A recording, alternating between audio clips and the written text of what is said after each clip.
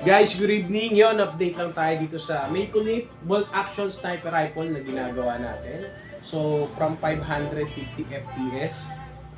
Ngayon, ang FPS niya is nasa 437 to 440 FPS yung max na naaabot niya.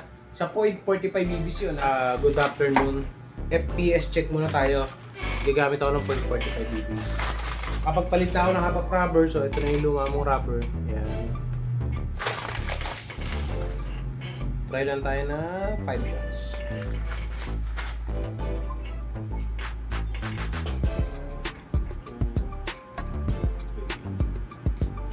Four, 5. So, PS check tayo.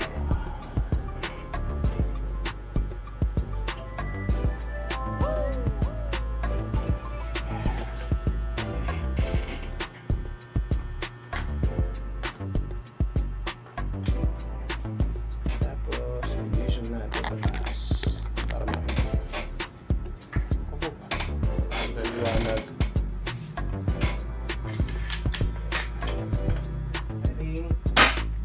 426 FPS sama.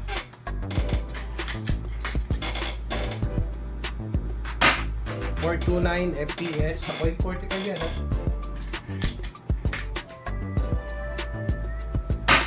427 FPS.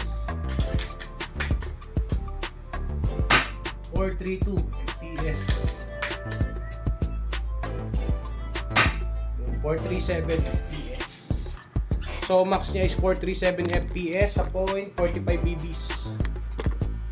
So kung i-compute natin siya sa 0.20 BBs, so possible nasa 690 to 700 FPS yung lakas niya ngayon. So ano nga ba yung mga pinalitan natin sa kanya? Unang-una, sa inner barrel, since upgraded naman yung barrel niya, nilinisan na lang naman natin. Then, nagpalit tayo sa kanya ng half rubber. Kung makikita nyo, yan, naka 70 degree siya, na Maple Leaf half rubber, yan.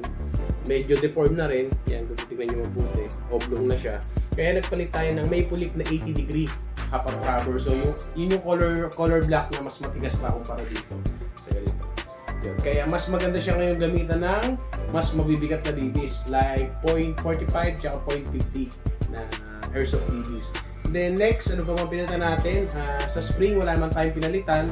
As is pa rin yung spring niya. Nagdagdag lang tayo. So, nagdagdag tayo ng ganitong spring. Yan. Para mas tumigas pa lalo. Then sa spring gauge niya, nagbawas tayo ng diameter para magamit natin to.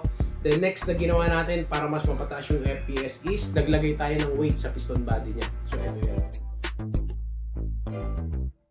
So yun guys, ano nga bang purpose ng weights na nilalagay natin sa piston body? Base kasi sa na-experience ko sa pag-upgrade ng mga ganitong type ng airsoft, yung mga bolt action sniper rifle, the more na mabigat yung piston body, nagkakaroon siya ng effects FPS. So pag ginamitan natin siya ng mabibigat na BBs like 0.40, 0.45, 0.50, mas tumataas yung FPS niya at yung joules, mas tumataas yun. Then, baliktad naman ang nangyayari kapag ginamitan natin siya ng magaan na BBs, medyo bumababa yung FPS niya. So, nakakapagtaka. So, kahit ako, hindi ko naman paliwanag kung bakit ganun, kung anong logic, or kung ano ba yung nagiging ambag ng bigat, tsaka nung gaan ng piston body. Pero, isa lang ang alam ko, the more na mas mabigat, the more na mas mataas yung FPS niya. Mas masakit siya tumama talaga. So, yun lang naman yung tanging ginawa natin sa kanya. Then, meron din tayong tinanggal sa kanya. Lost thread na kasi yung tornilyo dito sa ilalim na to, sa charging handle. Nagpalit na rin tayo. Then, yun lang. Linis-linis lang. Lagay na panibagong grasa. Recondition ng internal parts. At yun, okay na siya. So yun sir, sa order nito, maraming salamat po. Ready na ulit yung unit mo. So, itong unit na to is medyo may katagalan na rin. Pero kita-kita nyo naman, napakalambot niya pa rin ikasa kahit na mataas yung FPS niya. Yan. Tignan nyo mabuti. So yun lang ulit sa mga gusto magpa-repair, magpa-upgrade.